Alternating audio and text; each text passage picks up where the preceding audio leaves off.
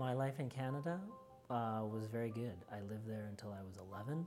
My parents immigrated there from India in the mid to late 60s. And we lived in a small town in southern Ontario, Chatham. I was informed that we were moving to the United States when I was 11 years old.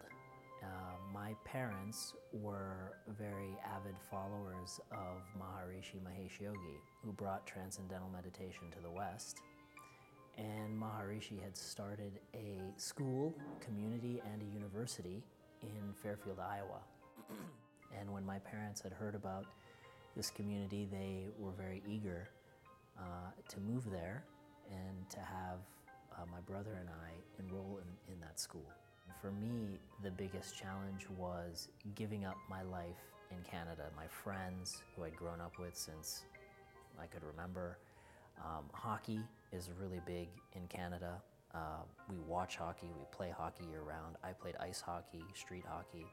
And for a boy at the age of 11, that's a big part of your life.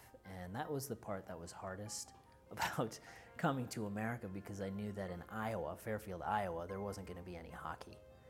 I complete my 6th through 12th grade at the Maharishi School, which was a very enriching experience. It was certainly not the mainstream educational experience that one has in America or anywhere, because we had yoga and meditation integrated into our curriculum. It certainly shaped my own philosophy around life, created a foundation. So after I graduated high school there, I enrolled at the Maharishi University, and I studied computer science. I graduated in '94 and joined a startup company by the name of Vital Images. They were doing some very interesting, cutting-edge 3D imaging. It was founded by a professor there at the university. So I spent the first 11 years of my career working for this company, Vital Images, and it did very well for itself. It was a great experience. I traveled the world. And then I switched jobs and joined another startup company in the same industry, in the radiology industry. The name of that company is Virtual Radiologic. Also did very well for itself. And it was a startup, fast growth company, great experience.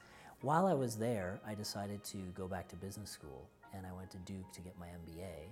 And it was there that I got an idea for a business, Key Hubs, which started as a hobby back in 2007 and slowly evolved. And then I ended up quitting my job to pursue that full-time 4 years ago in 2009. And that's what I've been working on since, and it's been a wonderful experience being an entrepreneur. Most people would agree that America is like a startup. It's very innovative. It's a relatively young country. It has a very innovative entrepreneurial spirit. When you look at the companies that are changing the world, many of them start here.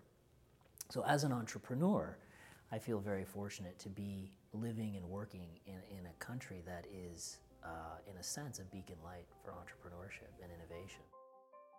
I got to experience small rural, small town America life. I got to live in a community that was very off the beaten path, that focused on more than just things of a material nature. And now I've gotten to enjoy life in the big city and to get exposed to so many different types of people and industries, and I'm very grateful. I think one of the things that I'm most proud about in my life, and specifically my life here in America, is my involvement in planting trees and giving trees to school kids. So this was a project that I got involved in my college days in Iowa. And in a few years, we raised money and gave away tens of thousands of small trees to kids to plant on Earth Day. And that's probably one of the most gratifying things I've done in my life, because it was a very selfless, giving activity.